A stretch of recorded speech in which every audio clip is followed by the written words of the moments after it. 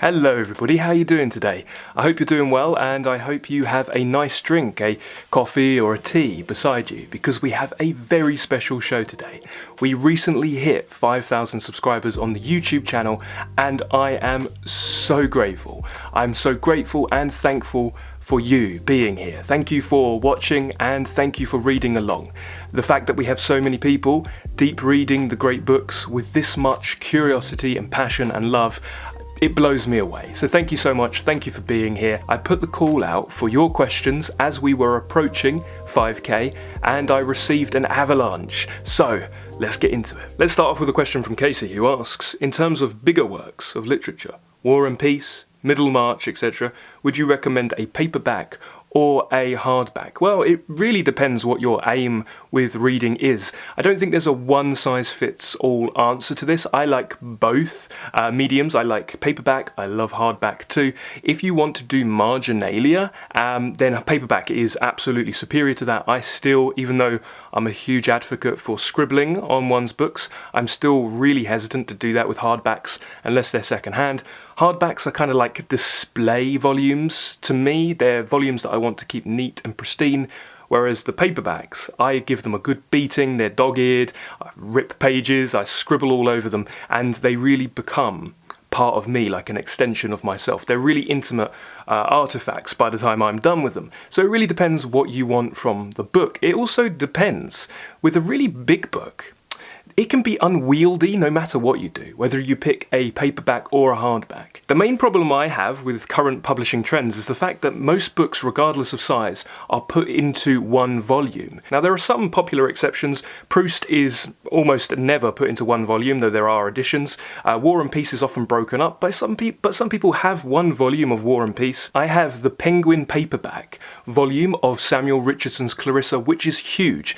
I do not understand. That is the easiest version of Clarissa one can obtain today, but it's essentially like putting Proust's In Search of Lost Time into a single volume. It's unreadable as far as I'm concerned. Even Middlemarch, which isn't one of the biggest novels, though indeed it is very big, it clocks over 800 pages, even that I much prefer to have multi-volumes. I'll have to show off my unwieldy Clarissa at some point because it really is quite comical, but I much prefer the Everyman 4-volume set. I have the three volumes of Clarissa here. It's much easier, you can stuff it in your pocket, you can carry it around, it's very portable and it doesn't hurt your wrist. I have Middlemarch in 2 volumes, once again the old Everyman books, which were really good. That was a golden age of publishing. Even behind me you can see the Chapman facsimile reprint of Charles Dickens, and they split up his bigger works.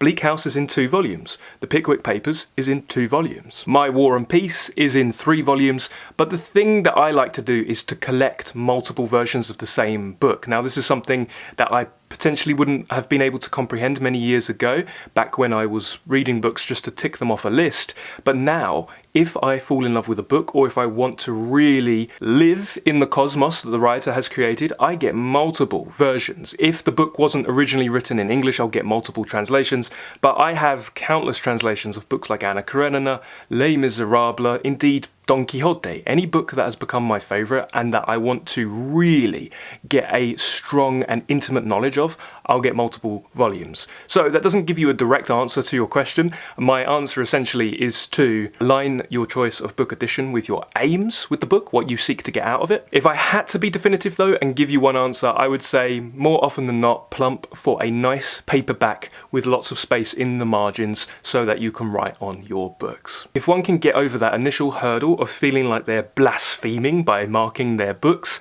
you'll end up accruing a library that you'll be very, very proud of. By the time you get to the end of a year where you've deep read just a handful of books but you've covered them in your notes, you'll have a very special bookshelf that will be really deeply meaningful for you. Great question, Casey. Let's go on to another one. Okay, we have a fun one from Abra who says, here's a question for you.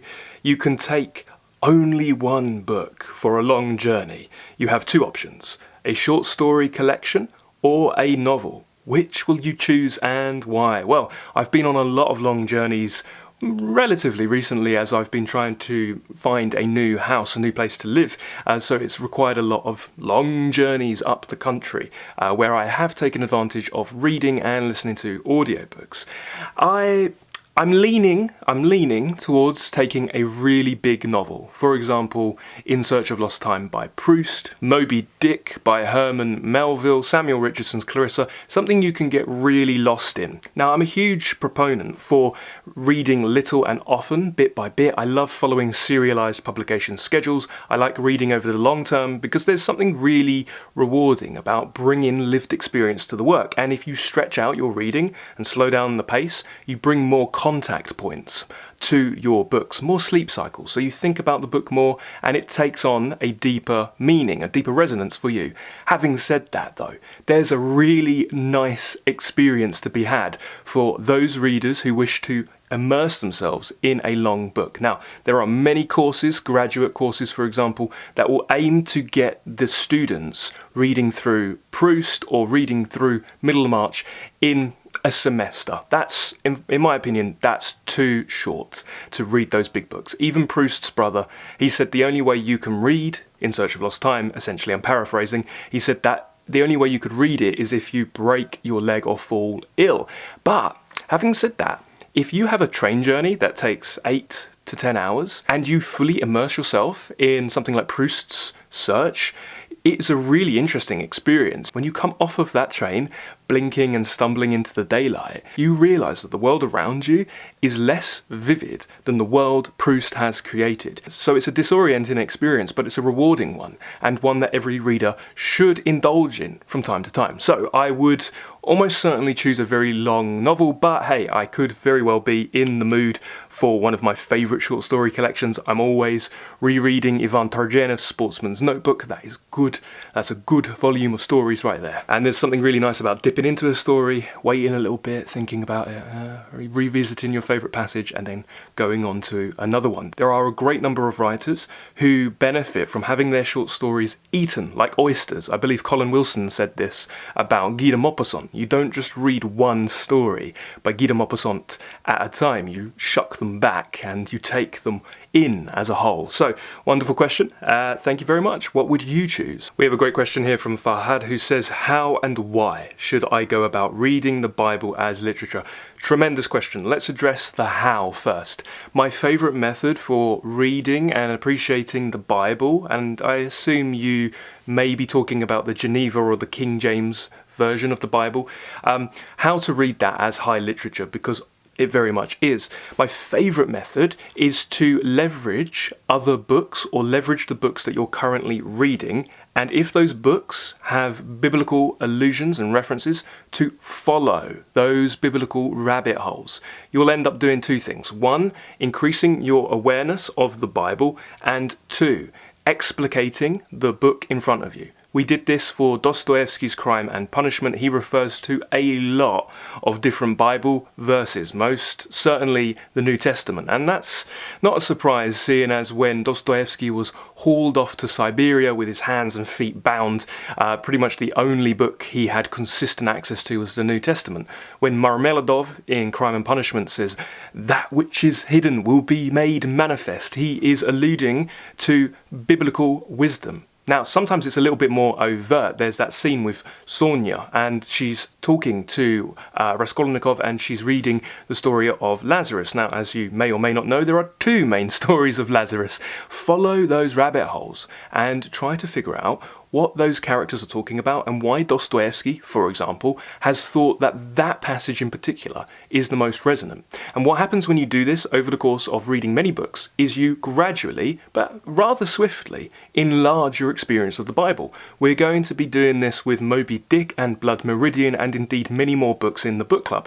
So it's something that we're always working on. If you want a video that goes into reading the Bible as literature, high literature, we do have one at the book club under the Dostoevsky Crime and Punishment lecture series. Another thing you can do is to pick up critical commentaries that seek to explicate the Bible. Now, for me, I was raised Roman Catholic. I have all the stories quite seriously drummed into me. I know them like the back of my hand at this point. But for somebody who's coming to the Bible for the first time, I think there are plenty of great commentaries to choose from. There are many Bibles that are split up in a sort of verse per day approach so that you can read it over the course of a year, for example. Harold Bloom has a great book on the King James Bible and how to read it as literature, where he breaks down all the different books, Psalms, the story of Job, and so on. As for why you should read the Bible as literature, well, it's underpinning all of the literature and all the revelations and all the art, really, of the Western world. Now, if you were going to go into the Eastern texts,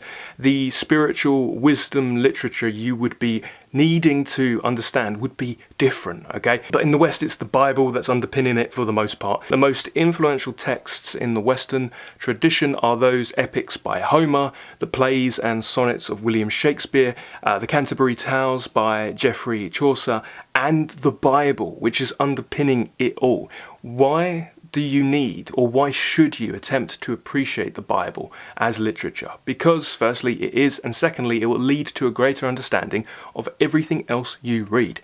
Everything else will fall into place if you have a comprehensive knowledge of the Bible. So if you are undertaking a reading program that goes through the Western tradition, I think you should really endeavour to become a citizen of the different books in the Bible. And how does one become a citizen, not only of books but of places too? Well, you need to be there for a while. So this isn't something that happens overnight. For me, it took essentially decades to get an intimate understanding of the Bible and then to start to see allusions in different books. So take a long-term approach and enjoy the ride, and just pick it apart the way you would pick apart another great book. I'm a huge fan of reading imaginative literature as though it were spiritual wisdom literature, finding out what Shakespeare is telling us that we can take into our day-to-day life. What is Chaucer telling us, if anything, that will nourish us? And we can flip it, and we can do the same with the Bible. Instead of taking it as wisdom literature, let's take it and appreciate its aesthetics, because it is, in its many manifestations, its many renditions, resplendent. The language, the prose style, it is eminently poetic. You will be hard pushed to find anything that is more powerful than some of the prose in the Bible. And if you do, then it's influenced by that very prose. Wonderful question. If you would like a dedicated video on this, then we can most certainly go in depth at a later point. Thank you very much. Let's go on to another question. Okay, we have another great question from Arushi. I hope I'm saying your name correctly. How do you get out of a reading slump? Do you even get a reading slump? That made me smile. Do you even get a reading slump? No, not recently, not for the last few years, but I have had reading slumps. I had a reading slump that lasted many years. After I graduated from university, I was completely burnt out. I didn't want to see another book again. I didn't think I would ever pick one up, and I didn't. I went travelling and I didn't look at any books. When I came back to reading, it was with a lot of hesitance, and it was bit by bit, and I wasn't reading great books. So I know what it's like. Whenever I've had a reading slump, it's usually been due to poor book selection. Very often we choose what we read for the wrong reasons. We think we should read a book. We think because a book is on a certain bestseller list or somebody has recommended it. Very often this happens with contemporary literature. Now, I'm not tarnishing all of contemporary literature. I'm just saying it often happens with this, happens with the classics too. We pick a book and we read it because we think we have to, or we're using quantity as our metric for success with books. Book bucket lists, TBR lists. Many people have mentioned how booktubers are making them feel inadequate because they say, I've read 30 books this month. I've read 4,000 books this year. This is unsustainable. And yeah, some people have a photographic memory. Some people can speed read and retain that they've read, but most people cannot. Most people would really benefit from more curation and selection, and consciously deciding to go deeper into the works. Instead of having endless books and needing to get to the end of those books just to say you've read it. I'm not saying that's what you're doing, I'm saying this is something that I've done personally, and so I sympathise with people who are going through a similar thing. To say, hey, for the next year, I'm going to pick 10 or 12 books, yeah, or a book a month, or even less, quite frankly, 5 or 6 books, and then build in time for serendipity. So if you want to read other things, oh great, you've got surplus time. Don't burden yourself with too many books. Actually force yourself to do a thought experiment and just say, hey, if I had to pick the books that really matter, what would they be? What happens is you cut all the extraneous material, you cut all the fluff, and you keep what really matters. That's part of the ethos behind the selection in the Hardcore Literature Book Club. We pick the best of the best. We pick those books that once you've gotten to the end of the year, you will have such a comprehensive picture of all the different themes and preoccupations of the human experience, all different traditions, all different cultures. We really go deep, and that's another tip as well. Go deep, because if you cut down the amount of books you're reading, you have the time to go deeper on the ones that really matter. And instead of thinking, oh, I've got to get to the next book, bring yourself into the present moment and relish and appreciate the book in front of you. Slow down, enjoy it page by page, and look up things that you don't understand. This is the ethos behind the Proust Project. Anything one doesn't understand when reading In Search of Lost Time should be searched out. Okay, and another great tip to get over a reading slump is to bring it into your life and make it more meaningful and relevant for you. One way to do this is to discuss your books. So when you're reading something like Hugo's Les Miserables, you're connecting all of those themes to the present day, and you can do this because Victor Hugo believed that Paris at that time and France was a microcosm for the entire world. So we can always understand our present by looking to the past and by looking to imaginative literature. So talk about your books. If you do not have somebody in your real life who wants to talk about books, again, I sympathise with this. This was my problem during my school days. Nobody wanted to talk about these great books. Then we have the Hardcore Literature Book Club, and you'll be warmly welcome. So those are my tips. Go deep, choose better books, really give some thought to it, choose less books, spend more time on the books that mean more to you, and talk about your books. And that should help. Let me know how you get on with that, because I've definitely been through a reading slump, and I've helped a lot of people through slumps as well. So I think those tips will work, but we can do a dedicated video on this if people want it. So thank you very much. Next up, we have a question that I can answer quite quickly. We've had a few questions that sound very similar. Can we expect a bookshelf tour in the near future?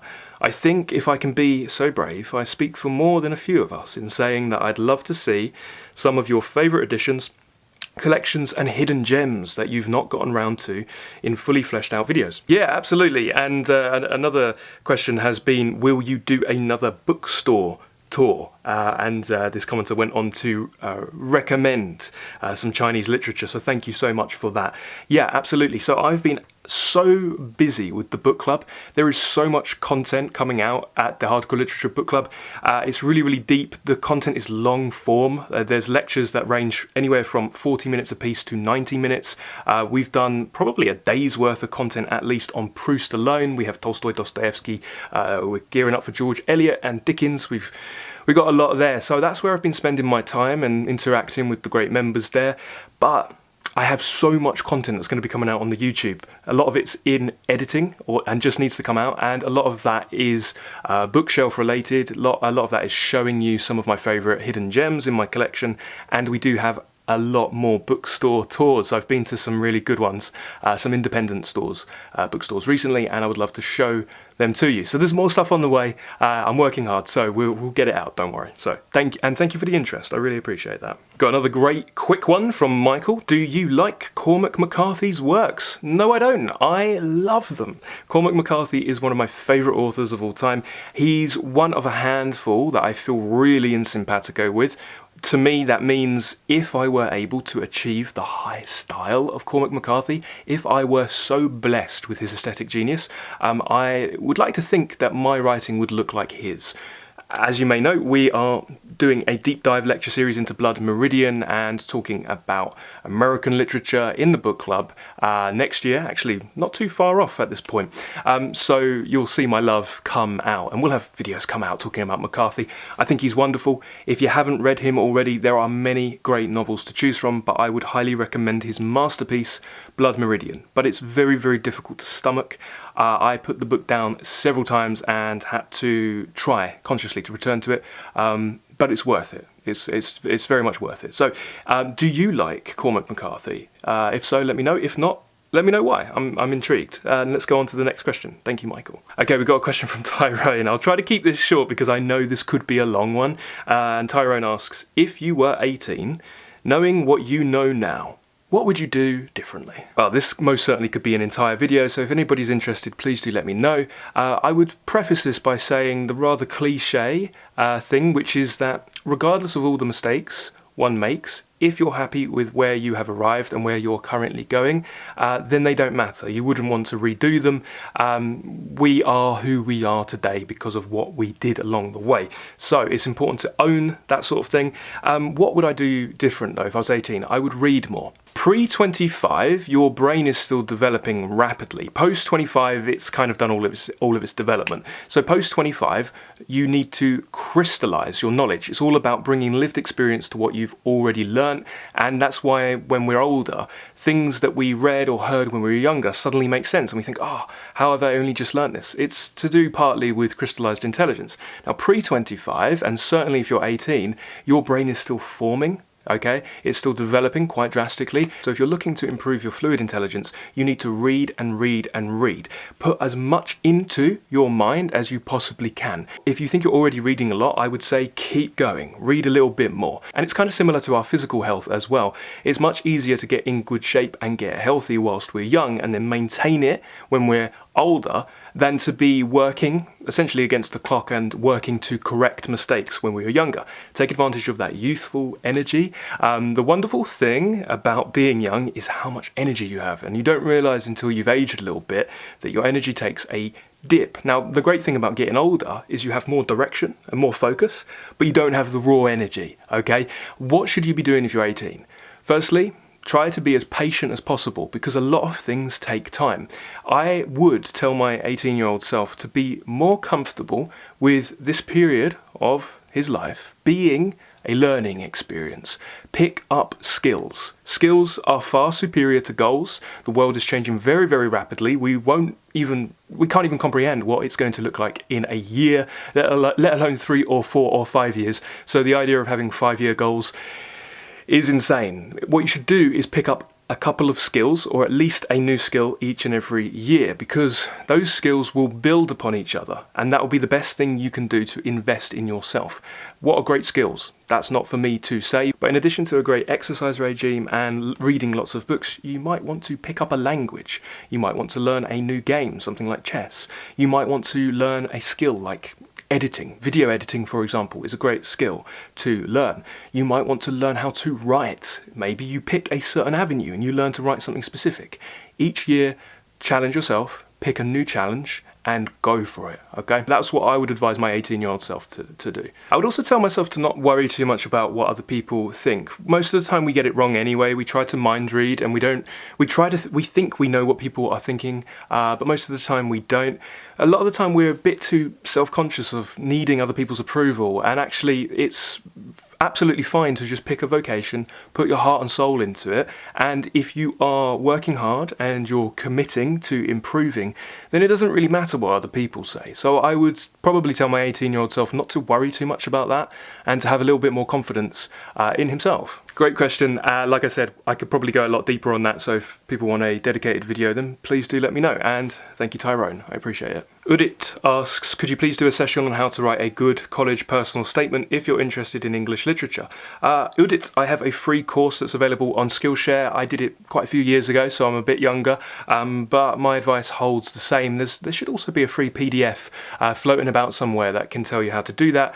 We have paid for courses at Hardcore University as well if you want to go a little deeper. We got stuff on the English literature exam for Oxford, the ELAT, and interview prep, and a few other bits and bobs. But there's a free course on Skillshare. That's where I would direct you. As many of you may know, I spent many years as a consultant advising people how to get into universities like Oxford and Cambridge, with English literature obviously being my specialty, but I would direct you there for the time being. Great question and difficult question from Caroline. Can you say what your personal top 10 books are, and maybe a brief why? Top 10, okay, let's give it a go. And these are subject to change. I do find my favourite books are changing, and the position in which I would put them changes too. It's usually to do with how recently I've reread them and how deeply I've reread them. So let's give it a go. At number 1 spot, it would probably have to be Don Quixote by Cervantes. Why? Because Cervantes really vividly created two incredibly lovable characters. You have the knight errant and you have the squire. Anytime I read Don Quixote, in whatever translation I have beside me, although typically it's the Rutherford or Edith Grossman, but I've come to be fond of the Motto and Smollett, or Smollett translation. They feel like friends, so rereading Don Quixote feels like I'm hanging out with friends. It makes me laugh, it puts me in a good mood, and it does a lot of other great things as well. It's a very special book, and I always draw a lot of comfort from it. So Don Quixote at number 1. At number 2, probably Moby Dick by Melville. I absolutely adore the prose style of Moby Dick. I think it's incredibly powerful. I find myself entranced by it the same way that I am entranced and hypnotised by certain poetry. So Moby Dick at number 2, probably. Number 3 is potentially Great Expectations, because it was something of a gateway book for me, so it holds a very special meaning to me. It reminds me of a teacher that was really influential. Again, it makes me laugh and it always teaches me something. So that's number 3. Number 4, I feel like plays don't really count, but if they do, then I would absolutely have to put King Lear by Shakespeare in there. Indeed, if they do count, I would probably put that at top spot. It would be vying with Don Quixote. King Lear is the most emotionally overwhelming piece of art I have ever experienced. I cannot stop reading it. I always get something out of it. It's wonderful. So we have King Lear at number 4. At number 5, we have potentially Anna Karenina by Leo Tolstoy. I absolutely love what Tolstoy has done with the characters. I think they're so psychologically complex. I find myself marvelling endlessly when I reread Anna Karenina. As you may know, old Russians will speak of the different characters, Anna and Levin and Kitty and Vronsky. They'll speak of them as though they were old friends or people that they used to know, and that's because they are so vividly wrought. So Anna Karenina at number 5. At number 6 spot, I would probably put In Search of Lost Time by Proust, and at number 7 I would probably put Clarissa by Samuel Richardson. At number 8, I would likely choose Ivan Turgenev's A Sportsman's Notebook. Wonderful. If you haven't read it, I would highly recommend it. Number 9, let's put some non-fiction there, and I will choose Viktor Frankl's Man's Search for Meaning. Viktor Frankl had such a profound effect upon me. When I was living in Vienna at the time, I went to his old offices, the Viktor Frankl Institute, that had been turned into a little bit of a museum. I find him so inspiring. He really did influence me in huge ways. I find myself quoting him endlessly, so I would highly recommend Man's Search for Meaning if you haven't read it already. And number 10, let's end with Aristotle's Ethics. Maybe not the sexiest volume to put in one's top 10, but I can't deny the profound effect it's had on my thinking. When I think back over the books that had the strongest effect on my character, one of them absolutely has to be Aristotle's Ethics. So I would put it in my top 10, but indeed there are many more great books that I wish I could put there too. So thanks for the great question. Next up, we have another great question. I'm beginning to start my journey on reading non-fiction books, but I know myself, I tend to forget what I've just read. Can you give me some advice or method perhaps on how to remember a non-fiction book? Yeah, when you come to the end of a page for a non-fiction book, cover it up with your hand and challenge yourself to remember what has just been written. What was the main thrust of the argument? What was the author speaking about? Now, the first dozen or so times you do this, you'll find that you'll get to the end of the page and actually you either can't remember or you can't articulate and verbalize it. Keep going. If you feel that it's difficult, then growth is painful, so it means you're growing and you're improving. You can do this out loud, you can do it in your head. Also make sure that you're taking notes, okay? You don't read through good non-fiction the way you might do with a story. Now, of course, I read stories with a pen as well, but with non-fiction, if you have a page of Plato or Aristotle, for example, you don't read that page quickly. I would be hesitant to recommend an audiobook for Aristotle, for example, because every sentence needs to be thought about and paused over and written around. So make sure you're annotating and make sure you're doing marginalia. Make sure you're trying to remember what has been said on a page-by-page basis, and give yourself the challenge of writing a book review. When you get to the end of a chapter of non-fiction, go back over the chapter and reread it again with a pen, and then reread it again and reread those bits you've highlighted. By the time you work your way through that book, write a book review or tell another person about what you've read. Challenge yourself to come up with 5 to 10 main ideas from that book.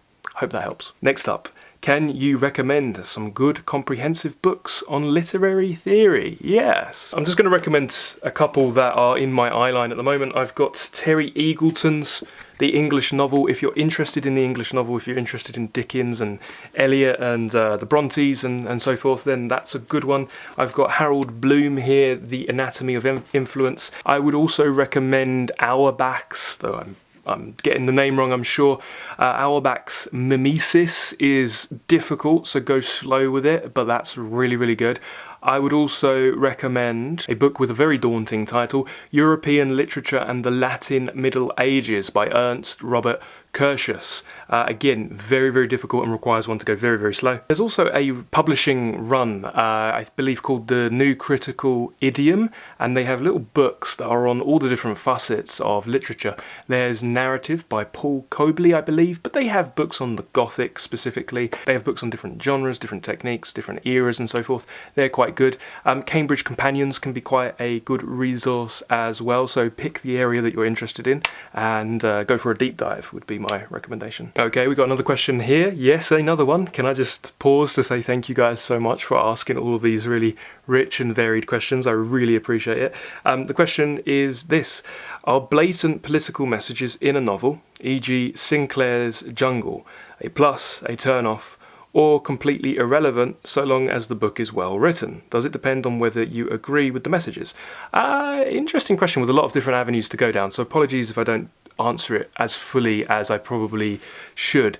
I think firstly, it is probably irrelevant whether we agree with something or not. In all honesty, we don't want to pick those books that are just going to make us happy. We don't want to pick those books where the writer's views are in simpatico with our own. We want to be uncomfortable. The whole point of literature, in my opinion, is to see the world through the eyes of another, to see the world through different perspectives. That's the marvel of Don Quixote, is the fact that Cervantes is an endless perspectivist. Okay, what is truth? Yeah, that's one of the questions underpinning Don Quixote. What is truth? Well, it's different to everybody. Everybody has a different story to tell, and that story and how they tell it is conditioned by their background, their upbringing, the trauma they've been through, and so forth. So I think it's good to pick those books that don't necessarily corroborate our worldview. As for whether a political message either detracts or enhances a book, it really depends. This is a very nuanced question. Obviously, we have the art for art's sake crowd, okay, and then we have people who believe the novel, for example, is a tool for social change. It has social or moral utility. And sometimes they meet in the middle and there's a bit of a blurring of lines. I'm somewhere in the middle. Definitely there are endless examples of great literature that has had a profound knock-on effect with legislation, has been the key to a lot of historical changes. One reads Les Miserables by Victor Hugo and one is immediately thinking about educational reform. One's immediately thinking about how to bring people out of poverty. We think this with Dickens too. Prison reform, for example, is a huge preoccupation for Charles Dickens. When we read Jane Austen, this is not political, but this is in a similar vein. I find her books as healing the rift between men and women. Anybody who feels resentful to men or women, for example, would do well to read Jane Austen. Now, we know that Tolstoy, similar to Victor Hugo, he saw the novel as a means of infecting, I believe that was his word, or transmitting sincere religious experience. So he thought it was really moral, and he thought it was a religious tool, which it's surprising that Tolstoy is not more proselytizing, he's not more preachy. Victor Hugo is. He's a bit more heavy-handed with it. He's very overt in his messaging. Tolstoy creates a world filled with psychologically complex people, so it's astounding that to find that he thinks that. Shakespeare, I believe, had no moral or political purpose whatsoever. We know nothing about him. We don't know his religion. We can guess, but we don't really know. We can be quite sure, but he wasn't hitting people over the head with it.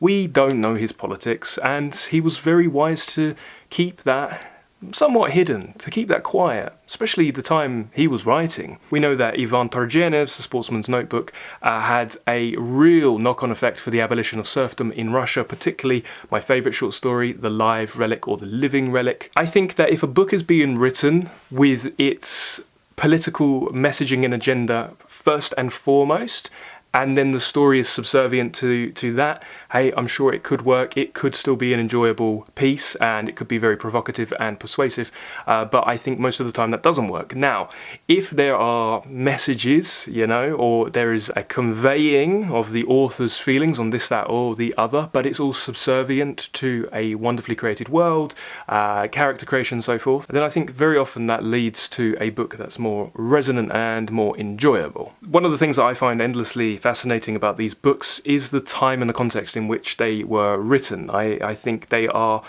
almost always a product of their time. We can say that a book has endured because it's transcended its time and that the themes are always relevant. And that's true as well. But for example, and again leaning on Victor Hugo's Les Miserables, to read that book without an understanding of, say, the French Revolution would really hinder one's enjoyment. Now, okay, many people will say, Les Miserables is not about the French Revolution. Well, not ostensibly, because it happened after the Reign of Terror, but everything trickles down from that. All of the characters have that firmly in their mind, so the reader needs to understand the climate of fear and what was happening with Robespierre, for example, and the guillotine madness. One needs to really understand that. They need to understand the rise and fall of Napoleon in order to really appreciate Les Miserables. So the cool thing about these books is it really expands our consciousness and our awareness of different socio-historical and political views. So does it hinder our enjoyment or increase it? I would say ultimately it depends on the book. Great question. Great question. Thank you. Next question from Alex. So thank you, Alex. Which writers do you feel are the most influential? As much as Dickens and Tolstoy seem to reign supreme in literary circles, I feel that more writers are influenced by the likes of Dostoevsky, for example. Who would you call the most influential writers of all time? Yeah, well, Dostoevsky, I believe, was influenced by Dickens, but Tolstoy was influenced by Dostoevsky. So, who are the most influential writers of all time? I think, well, it has to be Shakespeare. Number one, for me personally, I would argue that Shakespeare is the most influential, at least in the Western world or the English-speaking world, most definitely. Tolstoy, as you mentioned him, famously railed against Shakespeare. He particularly didn't like King Lear, though he did have a soft spot for Falstaff. He railed against him, and one wonders if he might have been protesting a bit too much, because when you get to Tolstoy's level, because indeed one might say that he's number two in rank after Shakespeare, when you get to his level, are you going to elevate the only writer who's above you? No, you're probably going to tear them down. You don't want to let people know just how indebted to them that you are. So I'd put Shakespeare at number one. Who else is really influential? As you mentioned, Dickens and Tolstoy, they're very influential. I think Jane Austen is very, very influential. I think George Eliot is very, very influential. I think the Romantic poets are incredibly influential. The High Romantics, I'm talking Wordsworth and Shelley. I mean, William Wordsworth is just endlessly influential. We'd have to put Milton in there as well. Paradise Lost is incredibly inventive. Samuel Johnson, he hated Milton, but he had to give it to him, and he had to say that Milton's invention was absolutely supreme. Chaucer, incredibly influential. We all trickle down from Chaucer. Shakespeare was influenced by Chaucer. And then we have classical writers like Homer, for example, who's incredibly influential. When it comes to creating psychologically robust and distinct characters, Shakespeare is incredibly influential. When it comes to the novel form, we need to look to Cervantes, his Don Quixote and Sancho Panza. And when it comes to the personal essay form, and all the modern essay-like non-fiction that we can enjoy today, we have to look to Michel de Montaigne. Montaigne is incredibly influential as well. Wonderful question, and another one that we can most certainly go deeper on at some point. Thank you very much. And a quick one from Tom, who says, congratulations, Benjamin. Thank you, Tom. Could you do a video on romantic poetry? Absolutely. We have a few already. We have quite a few in the book club, and I believe we do have a few on the YouTube, but I would definitely do more. One of my favourite areas of literature is the romantic sublime, so we can definitely talk about that a little bit more. Next one, we have a question from Sachit. I hope I'm pronouncing your name correctly. Hi Benjamin, how do you approach long classic poems like Paradise Lost, The Divine Comedy, or even Shakespeare's sonnets for that matter? Their style seems so different and demanding when compared with post-19th century works. Any tips on where and how to start? Absolutely. Yeah, they are difficult. There's a reason why there are so few epics written. It's because they're really difficult to write, but they are really rewarding. And similar to an understanding of the Bible, if you understand epics like Paradise Lost, you'll understand so much more literature. As for Shakespeare's sonnets, my top recommendation is to read them through chronologically and be on the lookout for your favourites. So undertake a sonnet project and take a long-term view and read a new sonnet every other day. The key to the sonnets is rereading and trying to remember them, memorize them, yeah? As for things like Paradise Lost, there's a really good audio book that I believe is available on Audible. That's well worth it. It was supposed to be read aloud or listened to. That's how you're going to unlock the meaning. Go slow, but treat it like a story. It's a good story. Satan is a tremendous character. We have a podcast on the first book, and we'll have many more over the coming year, so we can help guide you through it too. But go slow. Don't be afraid of critical commentaries, and try to listen to it and read it aloud. And if you don't understand something, reread it and look things up. Annotations and footnotes are your friend. Thank you for the question, Sajid. Okay, this is not a question, this is just a lovely comment from Florian, so thank you, Florian. Thank you for your immeasurable effort, your kindness and your willingness to share your knowledge with us. I can't believe how you managed to do so much, to react to each comment and still keeping so fresh and energetic. Benjamin, much love from Switzerland. Thank you, Florian. I really appreciate that. Thank you. Okay, another question. How do you feel about reading world literature in their original language? I feel optimistic that I can do it for a few more works. We're really lucky in the English-speaking world to have some wonderful translations and some wonderful translators. The art of translation is a really respectable, commendable one. If you find yourself going into translation, then you have my endless respect. I do like different translations. I like comparing them. I do like trying to read the original, even if I don't speak it. Very often, if I'm reading a French poem or a German poem, I will get the bilingual edition and try and give the original a go. But there is something lost in translation. I noticed this when I was able to speak Japanese after many years of effort. I realised that there's a lot lost in translation. I think the languages I would be most interested in picking up would be the ancient ones at this point, which I never thought I'd say that. I mean, I'd love Russian. I'd love to have Italian and French. I used to speak German. I lived in Austria for a good while. But the ancient languages, I'd love to know Homeric Greek.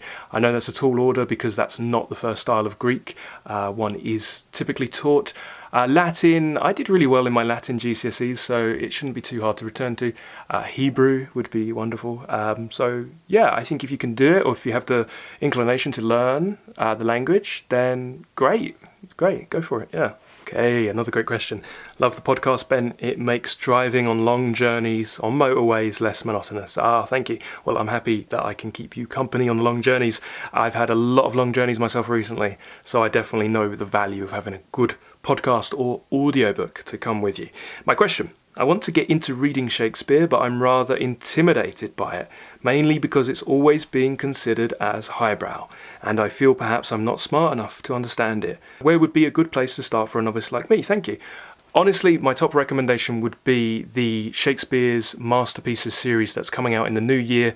We're having 4 seasons aligned with the actual seasons. The first season is called Banquets of Blood, and we're going to read 3 high tragedies, starting with my favourite play, maybe my favourite work of all time, King Lear, and then we're going to do Hamlet, and then we're going to do Macbeth, and then we have like comedies and romances throughout the year, so it's going to be good fun. We'll read a new Shakespeare play every 2 weeks, then we'll have a little break between seasons, and then we'll do it every 2 weeks again. Some people like to read a Shakespeare play per week and get through the whole oeuvre in a year. That can actually be more demanding than it sounds. It's doable, but that's quite a heavy duty approach, especially for somebody who believes themselves to be a novice, though I doubt very much that you would struggle with it. I think it's going to be more approachable than you would expect. School has taught Shakespeare inadequately, so we have grown up with a fear of Shakespeare. We fear the antique language, and we fear that appreciation of it is cut off from us. In Shakespeare's day, he wasn't really considered highbrow. He was for everybody. He was a popular entertainer, like Dickens after him, so he should be accessible. We just need a little bit of a guide. So my top recommendation would be to grab the plays on the book club schedule for next year and read along with the club. I'm going to make it as easy to enjoy as possible, and there's going to be a really rich discussion. So that would be my top recommendation. Other than that, if we're talking about the actual mechanics of reading, it's unfortunate that there aren't that many great plays when it comes to Shakespeare. He gets maligned quite a lot, so it can be hard to find a good one. If you find yourself cringing at a Shakespeare play, the fault isn't usually with you, it's with the production. Good Shakespeare plays do exist, but they are rare. What's probably better is to put on the production in your own mind. Speak the part aloud if you can, spend a lot of time with it. If you want a good version of Shakespeare, I would recommend the Arden series. Let's see if I can show you one. Yeah, this is the King Lear Arden. They have great introductions, great notes, great annotations, but try not to spend too much time looking things up. Look things up every now and then if it really hinders your understanding, but try to immerse yourself. You could always look up summaries as well. I don't think that's the worst thing in the world. Lots of people do that when they go to an opera. They look up what the story is because they don't speak the language. That's worth doing as well. But basically just persevere with it. Enjoy the challenge. It's always good to be reading things, as Mortimer Adler says, over our head. So if it feels difficult, then that means you're growing. And if you persevere with it, you will absolutely be able to appreciate Shakespeare in less time than you think. So, great question. Thank you so much. Next up, we have a great question from Ryan. Thank you, Ryan, who asks, which authors changed my approach towards my surrounding and oneself? In your point of view, what is literature for you? Does it grant a special meaning in your life? Let's start with that second question about the meaning of literature to me. To me, literature is very special because it's communication. It is self-talk and it's talk with others. I'm communicating with myself and the different aspects of myself. I'm communicating with the author across time. I'm communicating with the characters who are more often than not surrogates for the author. And I'm connecting with and communicating with something higher. Very often I will sit with a book, I'll sit with the themes and preoccupations and ideas, and I do feel like there is a sense of something grander, something more, and I use my literature as a way of connecting with other people because I talk about my books with you guys, with everybody really, and I find that that's a great way to understand other people, to sharpen our empathy, our emotional intelligence, and to see the world through different eyes. And we find that things aren't quite black and white, everything's very nuanced. And so I find that it's a method for stoking self-love and love for other people. It's also good fun as well. But I get a lot of insight from literature, and when you take these books and bring your lived experience to them, you get so much out of them. So for me, literature is an endless tool for deep self-work. Which authors changed my approach towards myself and the world around me? Shakespeare, because I read him just endlessly. I think he's endlessly instructive. He always teaches me how to live better. I found Aristotle's writings on ethics to be completely life-changing. I found Viktor Frankl's writings to be completely life-changing. I find aspects of Freud and Proust and Joyce to be completely life-changing. To be honest, if you see an author that I keep mentioning, any authors that I talk about really rather deeply, Cervantes, for example, Jane Austen is another one, then you can rest assured that they have been quite life-changing for me. Thank you, Ryan. Awesome question. Thank you. Okay, we've got a lot of questions on philosophy. What are your favourite philosophical books? Which philosophers are your favourites? And that's from Frank, and Elizabeth has asked where to start when wanting to learn philosophy. And I've seen a few more like that. Bertrand Russell has a really good overview of philosophy that's worth reading, and he'll provide a really crisp overview of all the different philosophers and where you should explore, what their main ideas are and what works you should pick up. Where should one start with philosophy? Probably Plato, his Republic. We're going to be reading his Republic in the book club next year. It's going to be good fun. Also Aristotle, any number of his works are brilliant. I'm always going to recommend his Nicomachean Ethics because I think it's life-changing. Use that book as a workbook for self-development, self-growth and change. His writing on poetics is still endlessly applicable, especially if you're a writer. You should always study his poetics. It's very slim as well, so easy enough. Yeah, so the big Greek names are a great place to start. I also like some of the big German names, Immanuel Kant, Kant, for example, and Friedrich Nietzsche. I've read Nietzsche since I was very, very little, one of the first writers I fell in love with, funnily enough, and I read him endlessly. He's like a friend at this point. I would recommend starting there. But if you have to start with just one, I would say Aristotle, Nicomachean Ethics. Next up, a question from Mikel. Apologies if I've mispronounced your name. How do you go about selecting the right book for you? If reading is designed to expand your consciousness, then should we not be selective in our reading? Also, what are your thoughts on non-literary fiction? Example, Lord of the Rings. Yeah, non-literary fiction's great. I enjoy it. Fiction can be escapist and should be, and there's nothing wrong with that. As for being selective, if there's somebody you trust who can make the selection and the curation for you, then that's a really valuable tool to have. Try and think about what you want to get out of the year ahead. What would you like to learn about yourself and others? What are your goals and what does your lifestyle look like? And then draft a list of potential contenders and then try to whittle it down and make it really compact and just keep the really good ones. So you want to have some variety, so you might pick a Russian writer and a French writer and an English writer, an American writer. You might pick none of those nationalities, you might pick a different one. You might pick lots of different eras, and you might pick lots of different themes. So there are many books that can be read in tandem with each other. For example, Flaubert's Madame Bovary and Anna Karenina by Tolstoy. But if you have a year ahead of you and you want to read great variety, try and pick those books that are going to give you something different. So rather than reading companion books, try and read all over the map, yeah? So a little bit of research is necessary, or you could follow along with the Hardcore Literature Book Club, because we have a wonderful back catalogue that's still attracting vibrant conversation, and we have a wonderful year of great reads ahead. Thank you for the question, really appreciate it. Okay, next questions. Should I watch the movie or read the book of To Kill a Mockingbird? Both. What are the best gangster novels, especially about the mafia? Mario Puzo's or Puzo's, The Godfather, probably. Is Three Men in a Boat a good read? Yeah, I have the audiobook, it's a good read. What literary movements are having their time in the sun right now? And who do you think will be pivotal to these movements? Personally, I am seeing more and more Japanese and Mexican authors knock it out of the park, but that could just be me. Yeah, I'm seeing the same thing. Yeah, Japanese and Mexican definitely are massively represented at the moment, and they have rich traditions, so wonderful stuff.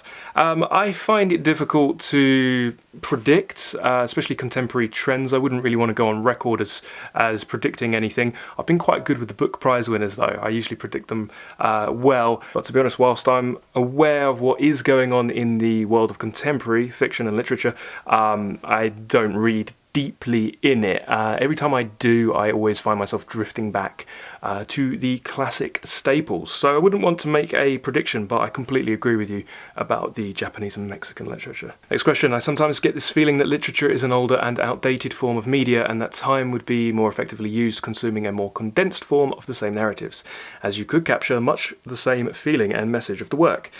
As today we can more easily condense messages and feelings into shorter, more efficient forms, it feels more open to expression, although I understand longer form allows for deeper philosophical thought and just feels more accomplishing. What do you think? Tom, thank you for the great question. Tom, well, would you prefer to get a WhatsApp or text message from a friend, or would you prefer to sit down with them with a nice drink, maybe by the fire, and talk in their company?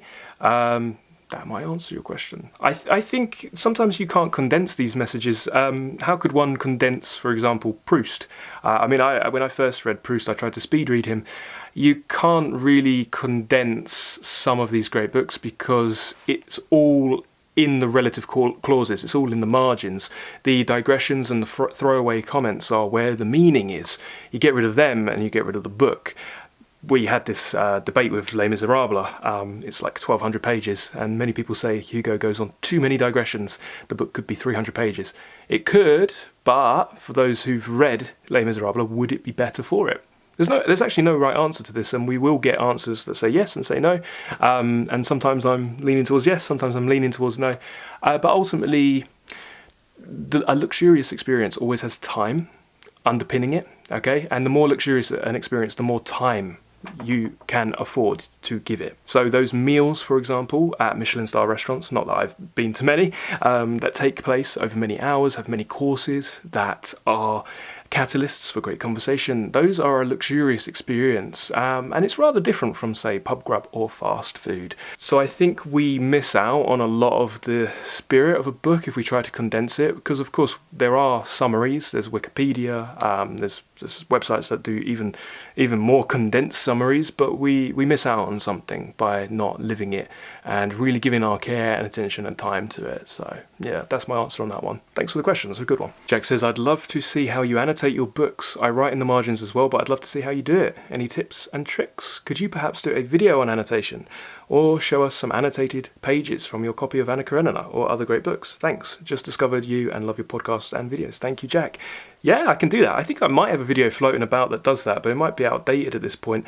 My thoughts on annotations have changed quite drastically over the course of this year, so we definitely should do another video. Thank you for the request. I'd be more than happy to show you my Anna Karenina, which is completely torn to bits at this point. Rahul asks, your preferred translation of War and Peace? I have the Maud translation in 3-volume Everyman hardback, which suits me well. Noah says, many thanks for such beautiful and informative videos about such great literary works. I would ask you 2 important questions to me for now.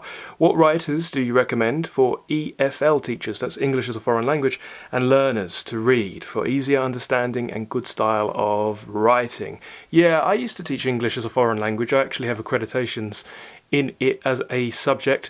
What books or what writers would I recommend? Maybe you could start with Hemingway. He's really good. He's a fun one for subtext, but it's really simple. So with somebody who's come into the language for the first time, Hemingway should be rather easy. Maybe Hills, like White Elephants, could be a really fun lesson where you pull it apart and yeah, that would be a good one.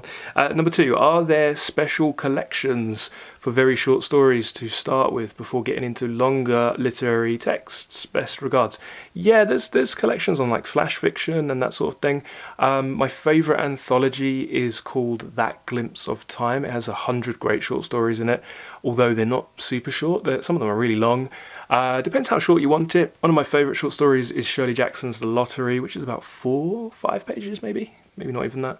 But yeah, thank you for the questions and good luck with the teaching. Okay, this is a nice one. If you had a chance to time travel and talk to Johannes Gutenberg in his last day of life and tell him about later development of the book publishing industry, what books would you show to him to make him happy? I love that question. I'd like to just take him and show him my bookshelf, show him the Everymans, show him the Fabry facsimile reprints of Charles Dickens, some of the nice ruffled or page cut ruffled paper on my editions of Homer, Iliad and Odyssey.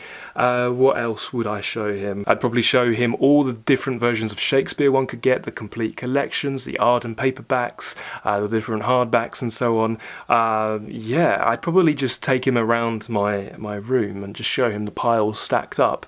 I think he would be astounded. Great question. Thank you so much. Okay, I'm going to end it there for today. Thank you all for your great comments. My apologies if I haven't got to some. I'd be more than happy to do another Q&A and to include them at another point if people are interested in such a thing. Again, I want to thank you so much deeply from the bottom of my heart. 5,000 subscribers. I guess it doesn't sound like a lot, but hey, I remember when I was at 1,000. I remember when I hit that. It does sound like a lot to me, especially given the subject matter. We're deep reading the great books. This isn't an easy thing to do. The very fact that we have this many people who are interested in self-scholarship, self-growth and education and really appreciating works that don't get a lot of love these days. I think that's a really wonderful thing. So I'm so happy to have you here. I'm really grateful for you. And hey, here's to the next milestone. Thank you all so much. Have a lovely day and happy reading, everybody. Bye-bye for now.